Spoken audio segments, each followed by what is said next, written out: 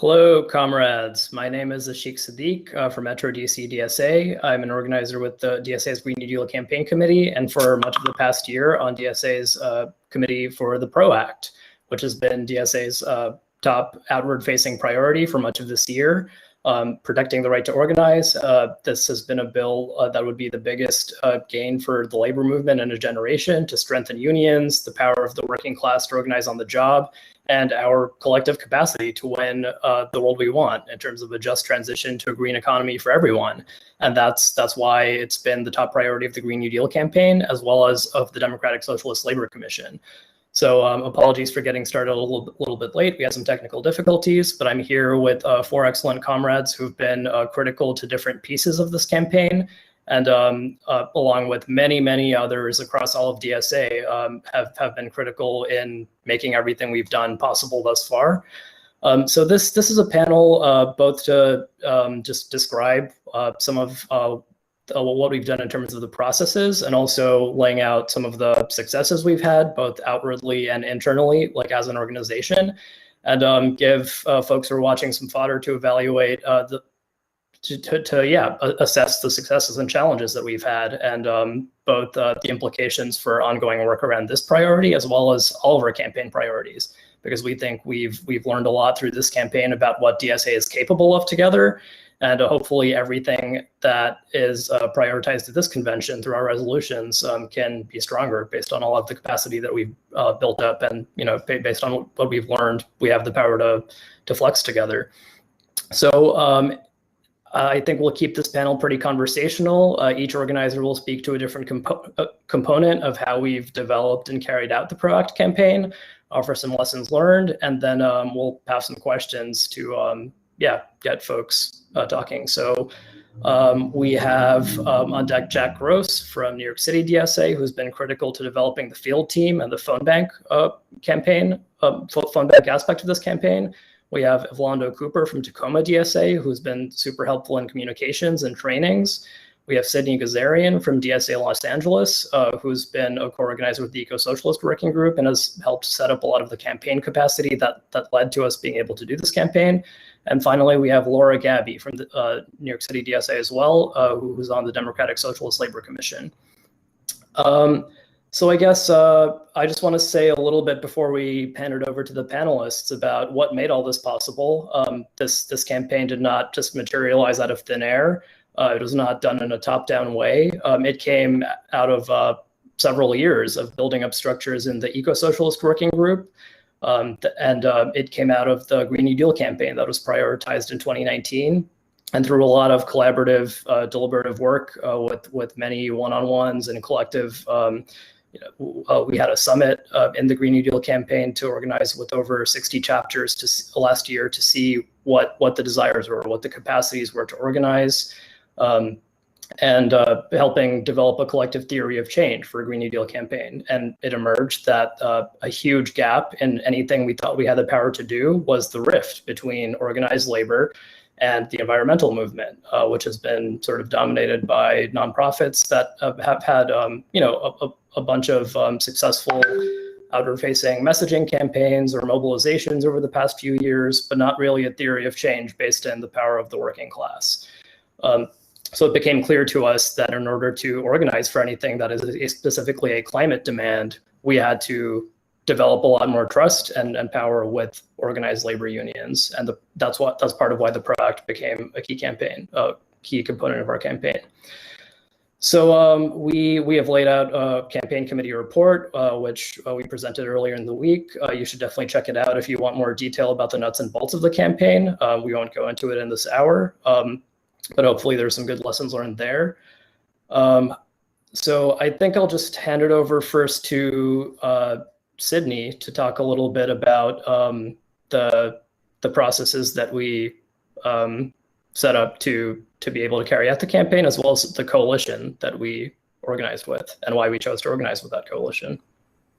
Sure. Hi, comrades. It's so great to be here with you today. So like Ashik emphasized before, the PRO Act didn't just magically happen, right? It wasn't something that we were like, okay, we'll do this, and it suddenly manifested.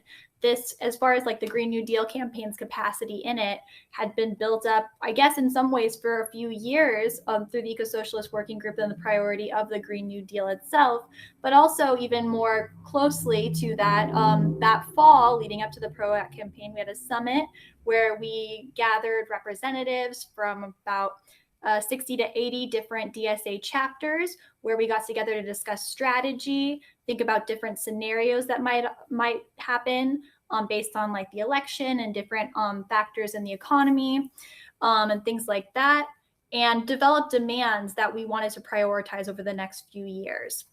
And we also came away with some important conclusions, and one of them was that we need to rebuild the labor movement within the United States if we are going to win any of our demands, whether that's climate or Medicare for all or anything else. So anyway, we did the summit, and then about a month later, we had started to put together these different committees, and we decided we wanted to turn out an action in relation to the fact that we wanted stimulus payments because the government obviously was not doing that.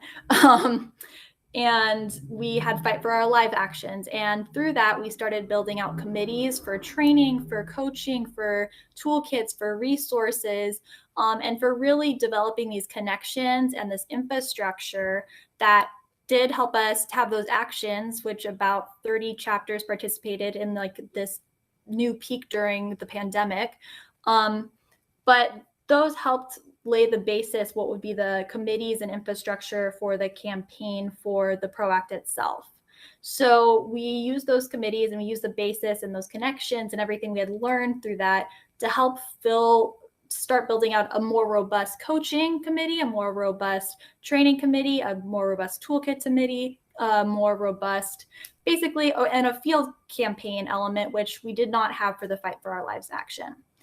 So a lot of different work, a lot of different things went into this. We had a lot of different campaigns, a lot of different moving parts. We also had a meeting where the different committee leaders and the different leaders from the DSLC and the Green New Deal Campaign Committee got together every week to develop strategy, make sure that we were on track, and really move things forward. So by developing this independent infrastructure and really getting people engaged throughout the country who were able to develop their skills and really cut their teeth on this work, we were able to develop leaders that built out this amazing campaign, which is really, really exciting.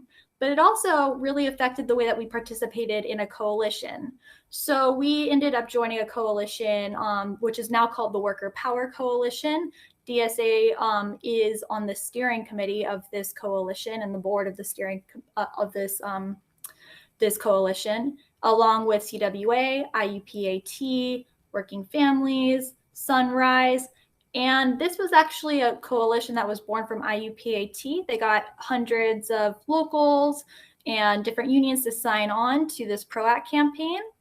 And that formed the basis of the coalition itself. But because DSA was throwing down already, and also because of like the relationships and the fact that we have like rank and file members in these different unions, we got a seat at the table. And we also got a seat as a leader at this table because we were the ones throwing down the most, right? And that really affected the way that we were able to strengthen our relationships with the labor movement, with these different unions, because, you know, we had a timeline, we had all this infrastructure, they were able to plug into our phone banks, and they aligned their timeline with ours. So, you know, it was our goal when we set out to have May Day be focused on the PRO-ACT. All of these different unions came together and also made the PRO-ACT their demand. And because everyone else in the labor movement and DSA and all of these other like progressive organizations made it the focal point of May Day, so did the AFL-CIO. So, you know, these are some of the things that really matter, I think, when thinking about coalitions is what is our power and how much independent power do we have as DSA when joining a coalition? I think one of the things that is really important also for this coalition work was it really helps chapters build relationships with different locals by having that sort of intermediary basis between the DSA chapters and the locals, where we could be like, okay, you're doing actions together now, or you can do actions together now. And those relationships and partnerships are ongoing, which is really useful. And I could keep going on about labor, but I think maybe Laura would probably do a better job about it. So I'm going to pass it off.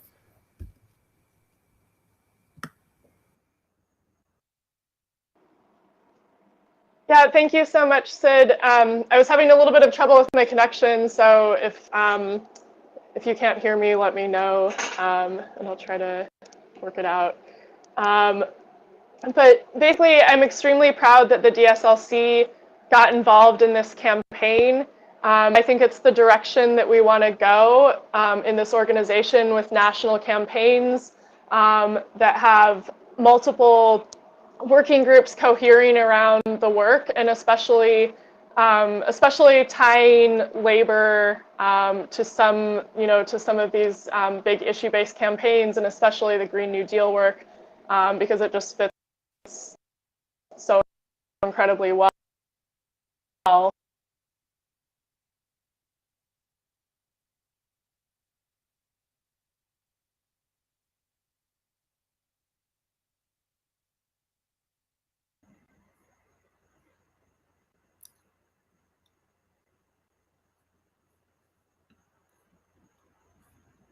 I think Laura may be having some technical difficulties, so we can come back to her.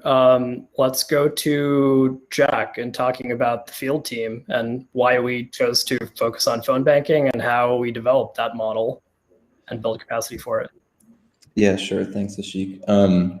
Yeah, so I think I came onto the campaign kind of when things were already kicking off. And I think the original idea was to try and use phone banks and mass outreach as a way to really build a ton of buy-in across the organization, and of course to pressure key legislators who would be holdouts on the bill in the process. And when I got pulled into the campaign, I'd just been working with a bunch of comrades in New York on our Tax the Rich campaign for the past 3 months, which was kind of trying to think about how to use the kind of mass outreach voter contact tactics that people develop running class struggle elections in our chapter in order to move like in a really big, fast way with issue campaigns. And so that's kind of what we did. Sorry if it's loud, there's people in the other room. That's what we ended up doing with this campaign. Goals were set at a really high level. We set out to make 500,000 calls in a single week of shifts. We put out a big call for people who wanted to work as field leads.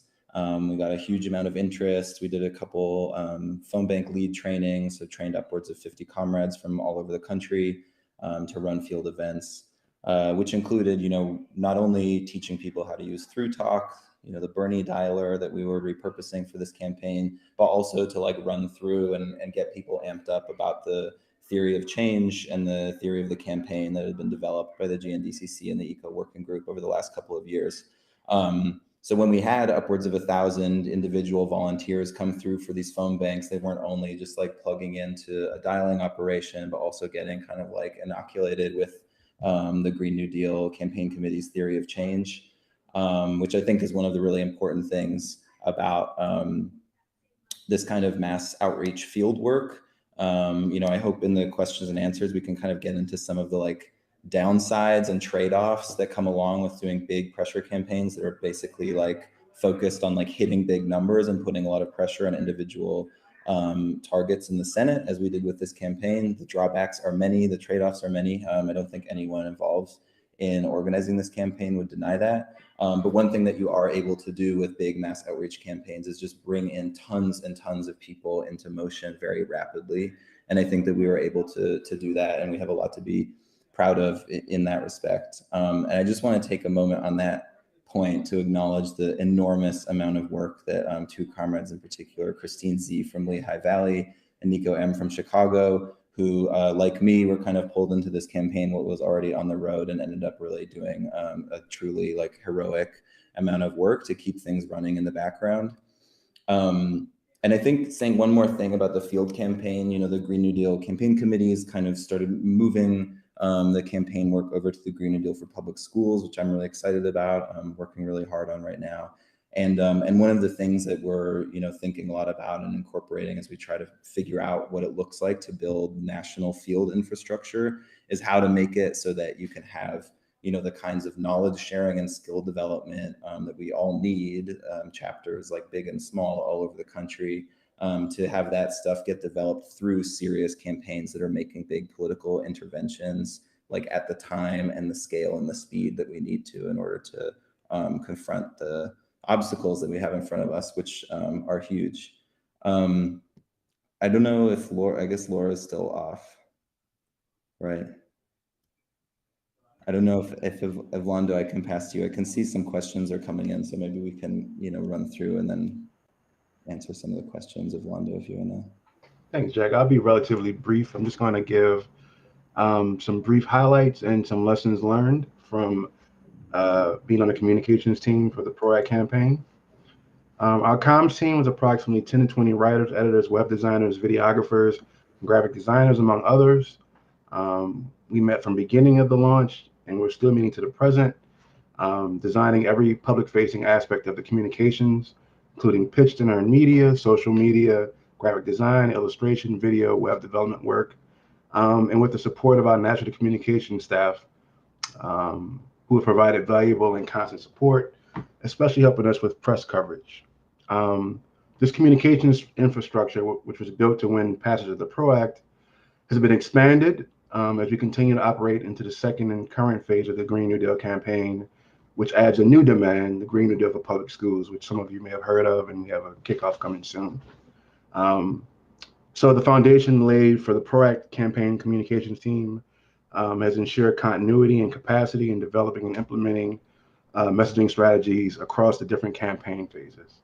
Our team created talking points, social media toolkits, campaign logo with unique color palette and font, multiple videos, including the campaign launch video, a May Day video, the Kristen Cinema Target ad, a trove of graphics for all of our different events, including flyers, illustrations, Twitter, Instagram, and Facebook posts. All of these were also designed to be used by chapters with the aim of giving them the flexibility they needed to reflect local campaign priorities and conditions. We also help with social media publicity and graphic designs to promote our launch, our mass call launch on March 7th, which featured Jamal Bowman, Sarah Nelson, Naomi Klein, and GNDCC and DSLC organizers. It was DSA's largest mass call ever for a live event. And our May Day mass call on April 24th was also very well attended and received. We made a point in our mass calls and videos to prioritize the speakers, DSA organizers who are Black, Indigenous, people of color, and immigrants, representing the range and spectrum of the working class. Lastly, we designed an entirely new website with periodically updated content. As a result of our efforts and the campaign's overall success, we achieved the impressive media coverage, both earned and pitched. Now, some lessons learned. So from all of that work and all the hustle and bustle that went around to making that work a success, we did learn a few lessons that we're implementing during the current campaign. This includes setting clear deadlines, a better understanding of individual team members' capacity, and having clearer processes for submitting and implementing ideas between meetings. In closing, on a personal note, I found the communications team and the campaign team overall to be one of the most democratic, engaging, and encouraging groups I've ever worked with. To organize effectively, you must encourage and empower new organizers and leaders, and everyone's done a great job of doing that.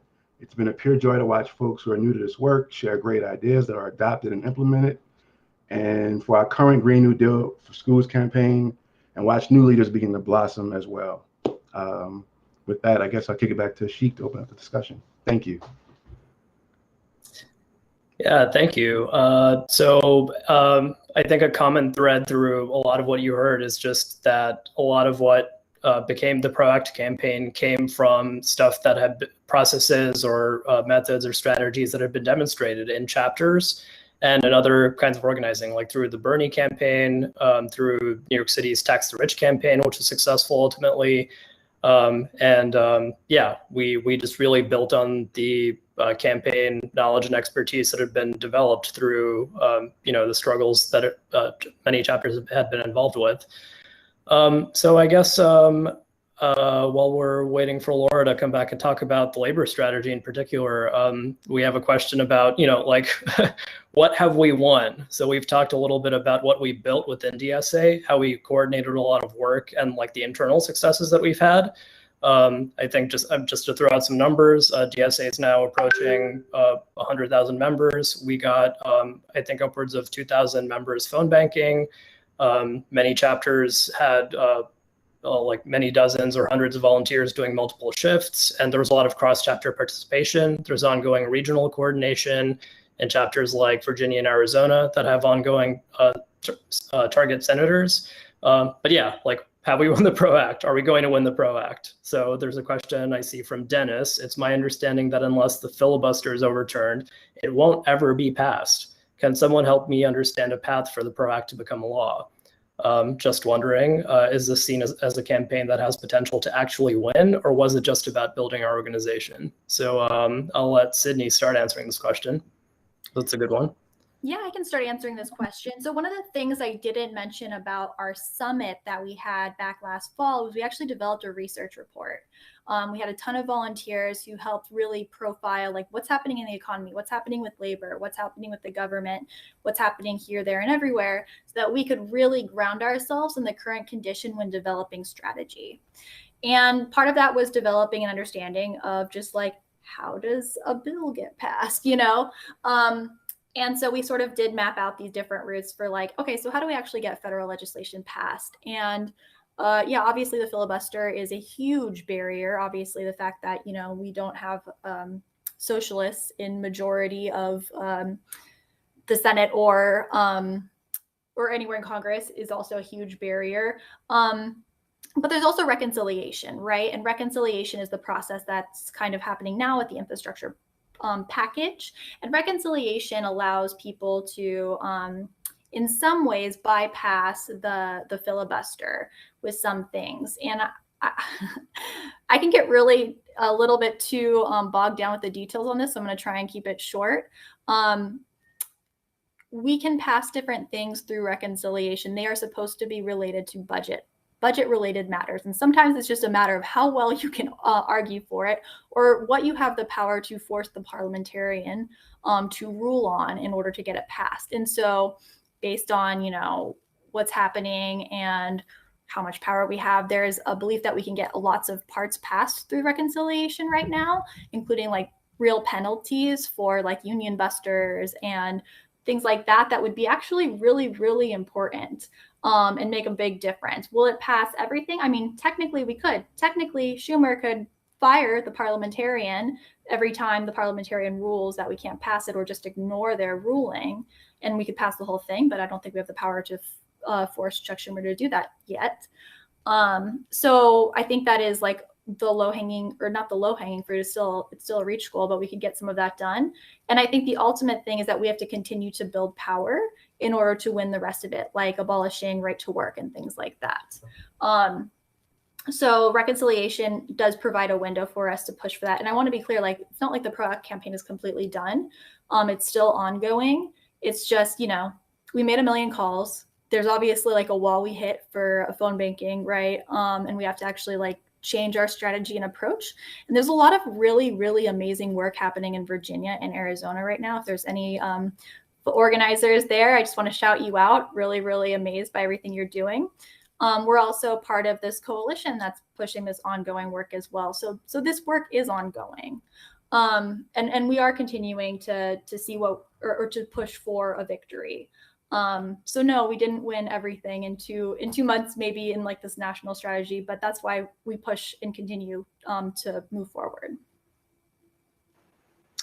Thank you, Sydney. We got Laura back, so I'll just give it back to you to say what you had prepared about the DSLC's role in all this. Yeah, everybody, hello again. Sorry that was so difficult to connect. I got on a different computer that seems to be working much better for this. So yeah, I had started out saying that essentially the Green New Deal Committee really laid the groundwork for this campaign. The DSLC decided to get involved in February and jumped into it. But we were really working from a lot of work that had been done. That's, you know, it's been laid out already, that had been done the past few years to set us up to do this great campaign. So some of the things that the DSLC did We held training specifically engaging union members on the PROACT campaign. We were able to bring some sort of big name speakers to that. We got Bob Master, the political director of CWA, out. We held strategy sessions with GSLC membership on this. We spoke to meetings of union members with CWA about the PROACT campaign. We held phone banks with unions. And we worked on the media team to create messaging. And one of the cool things that happened in this campaign also is, as people were calling through phone banking, we had some deeper conversations, and there were people interested in organizing their workplace. And so we were able to refer people to work with EWOC to organize their workplace. And we referred over 100 workers to EWOC, which is very powerful. And just another way that I think this campaign combined a lot of different elements. One of the things I was most excited about that we did as well was we built a PROACT coalition in Arizona. There were 2 DSLC steering members who worked very hard on this. One of them, Rebecca Gorelli, drew on her extensive connections within the educators movement in Arizona. Just for anybody who doesn't recognize the name automatically, Rebecca helped lead the 2018 teachers strike in Arizona, and also helps lead Arizona Educators United. And I think it was kind of a model for what we want to be doing. You know, we want to be recruiting, you know, leaders in the labor movement who are leading some of these big strikes and big pushes. And then later going on to also to go beyond that and fight for legislation as well, and to build off of that work that was done years ago. And the coalition that they built included Arizona Educators United, CWA, AFL-CIO, the Phoenix Workers Alliance, Progressive Democrats of America. They held a huge town hall. And they built a 5-day of action campaign that included rallying outside of Cinema and Kelly's offices. So there's infrastructure there. There's groups working together there now that weren't previously. And it, you know, that's just one thing that's very exciting to me in particular. And I think in the future, I would like to see the DSLC go deeper into like zooming in on one aspect of the campaign. So we kind of spread ourselves a little bit thin. And I think that, you know, in the future, I really hope that we can kind of own the union recruitment piece and reaching out to union members. I think we have a lot farther to go with that. We kind of scratched the surface with it. And just, you know, a few other sort of big pros to me. So I know a lot of people have talked about how this campaign has built relationships with the labor movement.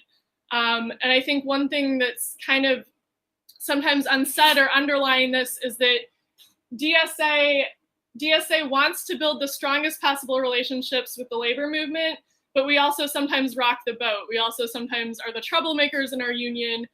We push within our union, we push within our workplace to really fight the capitalist class. This can sometimes ruffle feathers, and I think that we want to constantly, there's a tension sometimes, and we want to constantly be both pushing the boundaries within our workplace and within our unions even sometimes, and also jumping full force into big labor fights like this, and showing that we're very much, you know, doing everything we possibly can to strengthen labor and getting in that fight. So I'll leave it there. Thank you so much. Yeah, thanks, Laura. If folks have more questions, feel free to drop them in the chat. So we have a question about what was the quality of the conversations that you had in the phone banks? And just to, yeah, like, Jack, do you want to take that? Like, were these sort of just like scripted, or like what was, yeah. What yeah, sure. Yeah, so like nuts and bolts, if you've never been on like the auto dialer, when you call someone, you get connected with them. And there's like a, you know, a pretty like boilerplate script that you work through with the person on the other end of the line. And like, the way the conversations were structured for this campaign, we're basically asking people if they support workers' rights, you know, listing some of the things that people don't have protections for and how they would be resolved in the PRO Act, trying to connect that to their experience, and then bringing it back out to the point of the campaign and saying that, you know, we're trying to put some pressure on electeds in order to get them to pay attention and fear for, you know, electoral repercussions if they don't support this bill.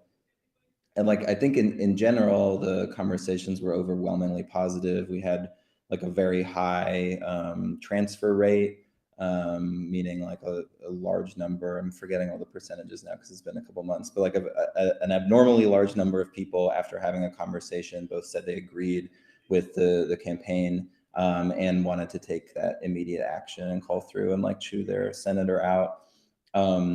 We had, I think, like enormous success reaching both union and non-union members. You know, we worked with CWA and had some like very labor-centric phone lists and people we were calling, contacts we were making throughout West Virginia, for example. It was like an enormous amount of union members in that state, like heard about DSA and the campaign and took action on Manchin. And then conversely in Arizona, extremely like low union density state, the model that Nico, comrade from Chicago, ended up developing for the calls we were making into Arizona, were like a ton of non-union members. And those were a lot of the people that, as was mentioned, like ended up saying that they wanted to be put in touch with EWOC.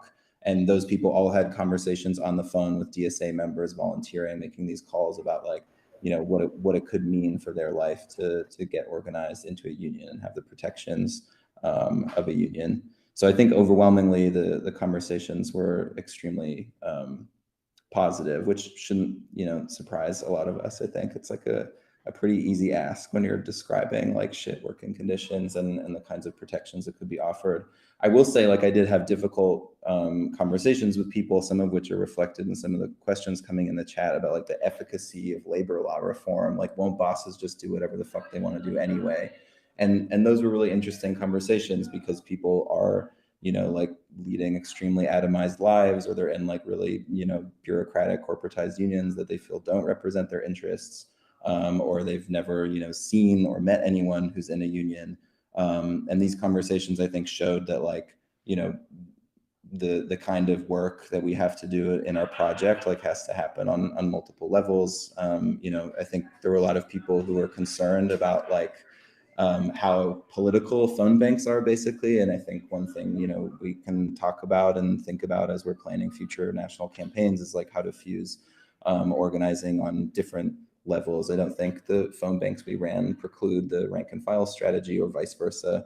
But as we saw, I think, you know, we're able to reach like a really, really wide number of people through this kind of mass outreach and have these really, I think, meaningful conversations, both for the people who were volunteering their time to make the calls and the people who ended up picking up the phone. Thank you, Jack. We have another good question about the theory of change here with this campaign. Could panelists discuss the historical relationship between labor law and bottom-up labor struggle? My read of history is that mass struggle resulted in labor law being passed in the past, rather than progressive labor law producing an upturn in struggle. How does this campaign fit into that framework? I think that's a good one to throw to Laura.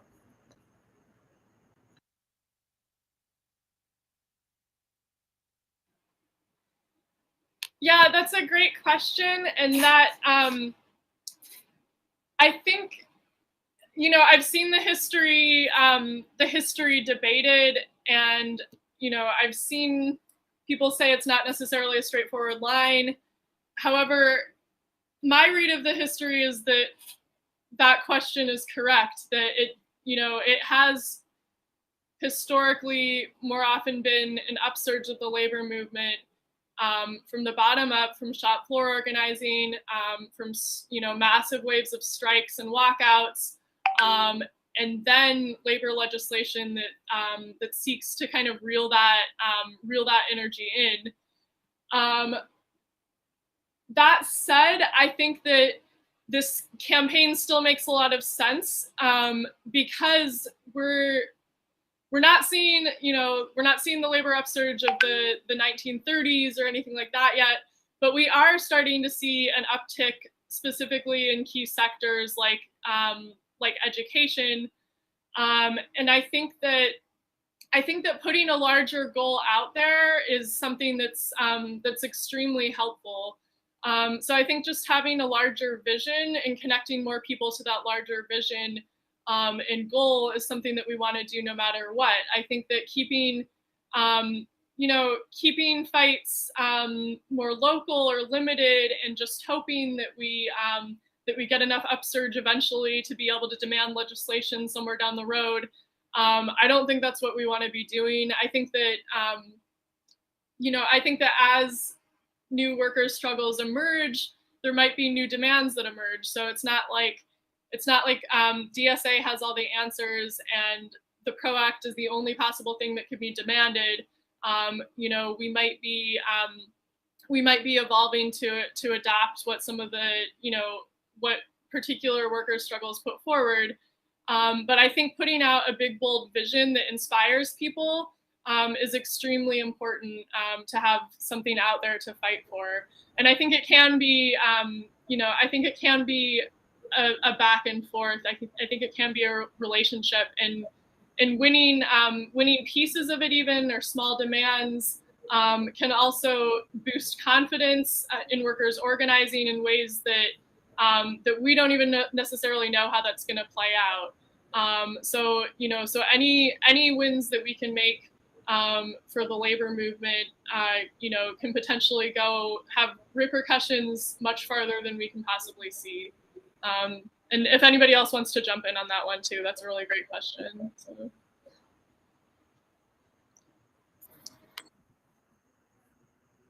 Yeah, I'll just add, based on my experience, a huge part of the excitement for this campaign in DSA, which was basically DSA's biggest outward-facing campaign since the Bernie 2020 campaign last year. A huge part of that was just because as socialists in DSA, a lot of us hear about labor a lot. Some of us might be in unions ourselves in our workplaces, but plenty of our membership is non-unionized, or and hasn't had direct experience with having worked in a workplace that is unionized. So this is just a really solid way to demonstrate solidarity with the labor movement and get people really thinking about just doing something that is in material solidarity with organized labor, but also really thinking through what is our theory of change? Whatever it is we want in DSA, a Green New Deal, Medicare for all, abolition and reinvestment from police to real social needs, all of these things would benefit from having a much stronger labor movement, because the biggest gains in the United States or anywhere in the world for social movements have come with strong participation from whatever organized labor movements there were. Yeah, a related question, I think, is coming in from Michelle Chen in Queens. It seems that while DSA's work around the Green New Deal was interconnected with the PRO Act campaign, there has not been that much support for the PRO Act, if any, from the mainstream environmental movement. Conversely, there has not been much union support for the Green New Deal, aside from some relatively progressive unions like National Nurses United. Do you have any insights into how to build more long-term reciprocal alliances between environmental and labor movements? Anyone, feel free to jump in. I can take part of that. So it may not have been as visible, but there were something like 60 environmental groups, from small organizations to legacy groups, that signed a letter explicitly in support of the PRO Act that came out in March. And that's, while it's just a letter of support, I think it's an important first step for the reason why we even launched this campaign, which is bridge that disconnect, or that seeming disconnect, between labor and environmental groups. But as a former eco-socialist chairman, I think the environmental groups have a long way to go toward building those bridges with labor. And I think this campaign was an important first step. So while there may be critiques around how much more they could have done, I do think this is an important first step in bridging that faux or real divide, if you believe. I'll pass it to somebody else to continue. I think that's a really good point. And I'll say that, I think DSA showing up to this table also forced other environmental groups and climate groups to show up in ways that they wouldn't have otherwise. And they've even said that. You know, I think DSA actually showing up does put pressure on other groups to show up as well. I'll also say that, like, as far as reciprocity goes, like, I think DSA showing up there and having this explicitly like G&D analysis of like why we're showing up, at least for some of the work we were doing, really did help strengthen. One, it helps build this relationship and understanding with other unions that were at the table with us. For example, like IUPAT. Really, I've talked to the comrades that are at the table with us about this, and they said that their unions become a lot more friendly to it. They ended up joining the Blue-Green Alliance after we started this work. They started talking with DSA Congress members and endorsing and like working on Green New Deal legislation with them. And so it really opened a door that was not open before. And so I do think it is really demonstrative of how this is important. And obviously we have a long way to go. I think, you know, I think about this a lot because it's just something I've worked on for a long time. And I think there's solidarity and there's things like that, but we also have to think of ourselves as workers. You could be an environmentalist and you can be like a climate activist, but you yourself are a worker. And that is a power that you have. And you can make demands at your workplace to forward different like bargaining for the common good sort of climate things. And so instead of seeing this like separation between environmentalists and workers, we have to think of like ourselves holistically and like who are we as workers showing up to this movement to make a difference. And that is like a maybe cheesy abstract answer, but I really do think that's where we have to move toward. Can I add one thing to that also, if that's okay? Just that I think environmentalists, and I agree with Sid 100%, environmentalists and workers are not some totally distinct categories. But for this case, I'm going to say environmentalists have, you know, and eco-socialists and DSA have a huge chance to prove to sections of the labor movement that we can win good union jobs and that we're going to insist that jobs go union. I'm a carpenter in the building trades, and just, you know, that's the building trades is kind of unique in some ways, but like jobs is like the thing that the building trades cares about. And people are afraid of jobs being taken away, of environmentally unfriendly jobs being taken away. And, you know, there's a history of that kind of fear. And I think that that really proving that we're winning good union jobs in practice is like, I just don't see how anybody would not want to work with us after that. So that's my biggest suggestion with the building trades. Thank you. Excellent answers. We've got a bit of time left, so feel free to drop more questions if you have them in the chat. We have one question from Peter Warren. Can you all foresee a big organizing drive in which DSA would be the spearhead? I'm not sure if he means particularly like a union drive or just general campaign, but feel free to answer either way.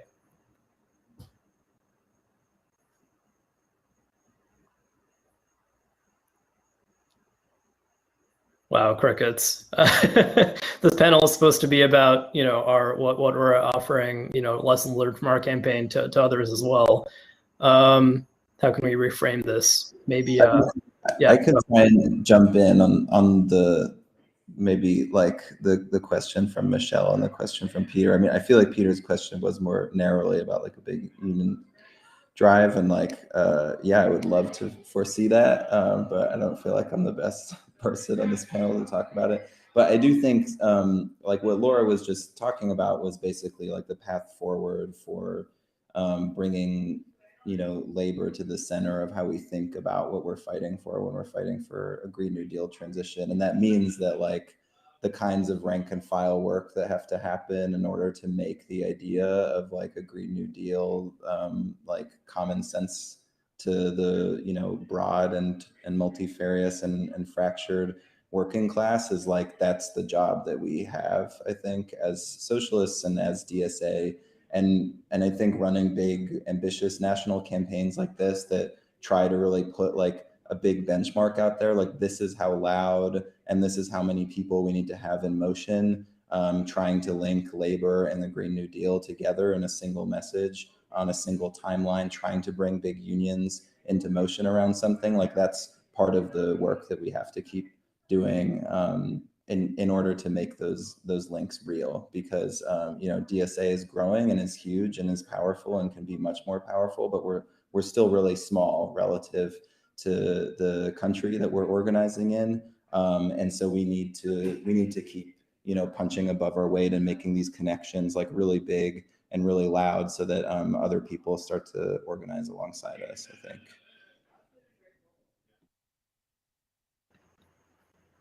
Thank you. Great answers. I guess a related question.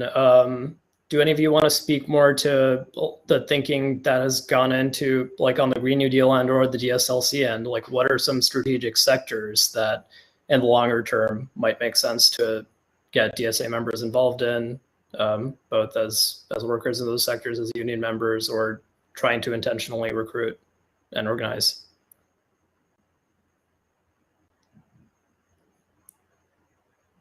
Yeah, I'd be happy to start this off and others can add, but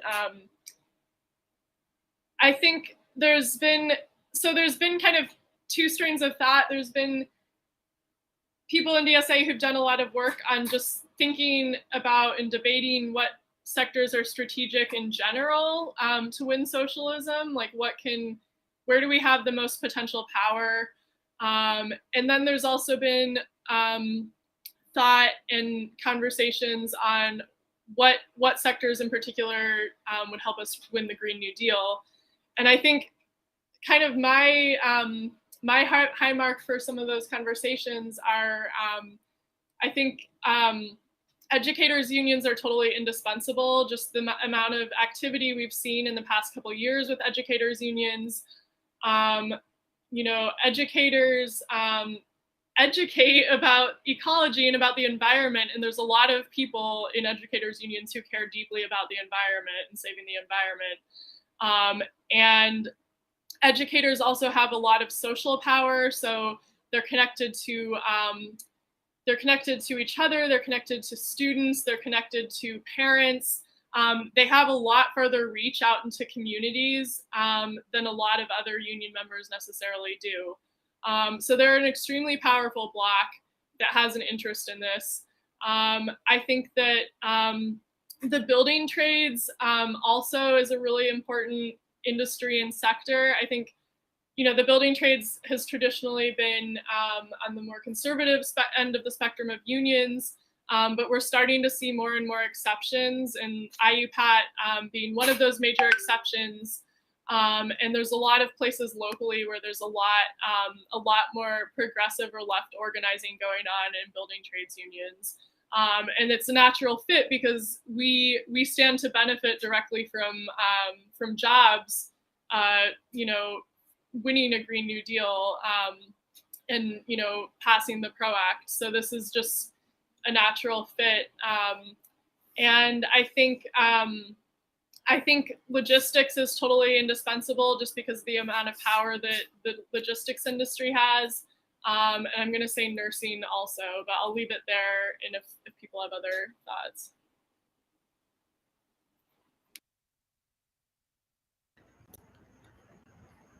I guess I'll just say that a big challenge that has emerged in eco-socialist organizing, like many chapters have been organizing public power campaigns at the municipal level or a statewide level.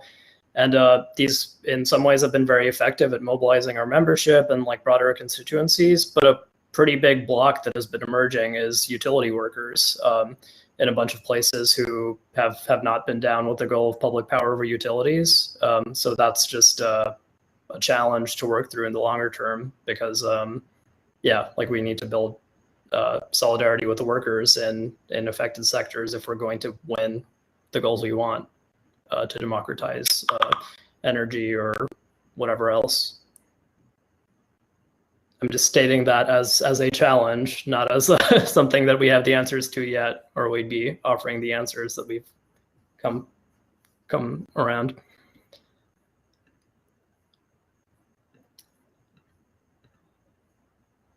We're getting to the hour. We started a little bit late. Maybe we have 1 or 2 more questions we can take. Or do folks have closing thoughts about like, yeah, like based on what we've done in this campaign, what advice would you give others who want nationally coordinated work around other issues?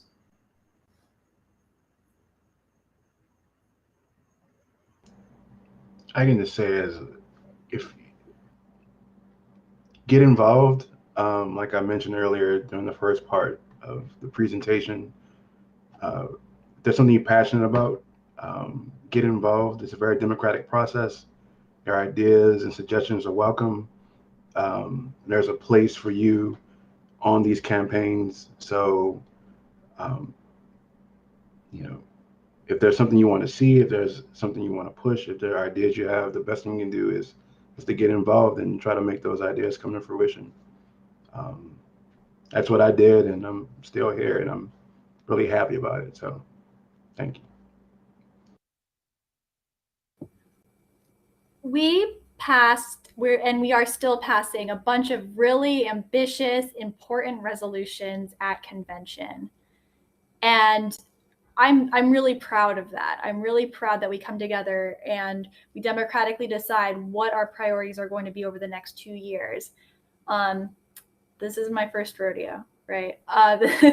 This is, you know, I've been to a convention a few times, and it's really, really important for us once we pass these resolutions to determine what are our goals, what is our strategy, who is the base that is organizing and that we are organizing around, and really come up with a concrete plan to make sure that we see these things through.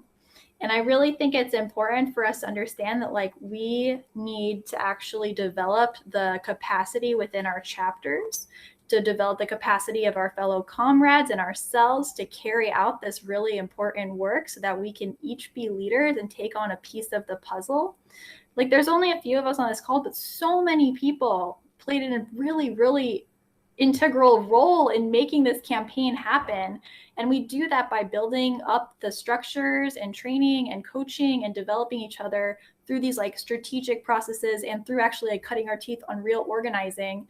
And so we have to do that all the time, and we have to be deliberate about it. And we are deliberate about it, like I said before, by making a plan and a strategy. Yeah, so I think that that's really important. We really have to build that within our own chapters, and really think about how we are not just building it in our chapters, but how are we going to bring more people in our communities in through this so we can continue growing. Those are just some things I would think about when you're planning your campaign, or we're planning the campaigns together over the next 2 years. And I really, really look forward to doing that.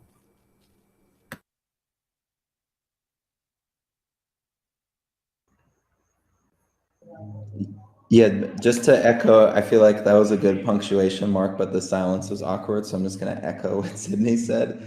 I think that the major thing that I think everyone working on the PROACT campaign and the Green New Deal for Public Schools campaign has been thinking about is how to create like real lasting national campaign infrastructure. I think that running big, ambitious campaigns, from my experience, has been like the #1 thing that we can do in our organization to bring in new people, put them in motion, and develop leadership and capacity really, really quickly. I think it's also the best way we can distribute the resources and knowledge, which are really unevenly distributed across our organization, to all of the chapters in our organization, whether you have 5 active members or like 5,000 active members. Although I don't know if anyone actually has 5,000 active members in their chapter.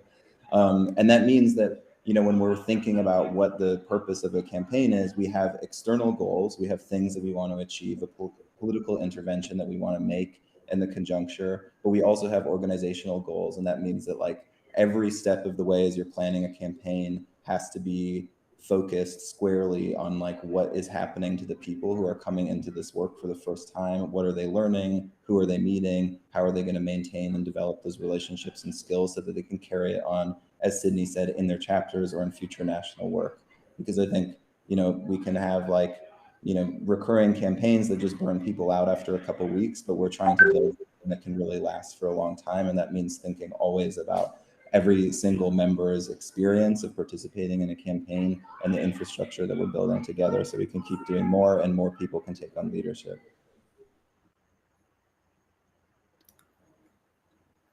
Yeah, I'll say just my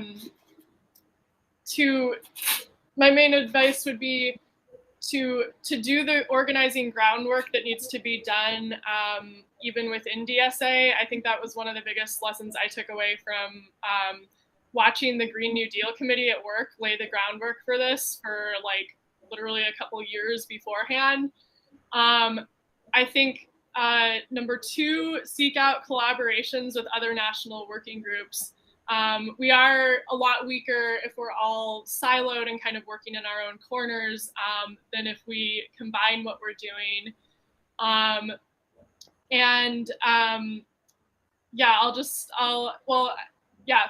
Sorry, I had a third point.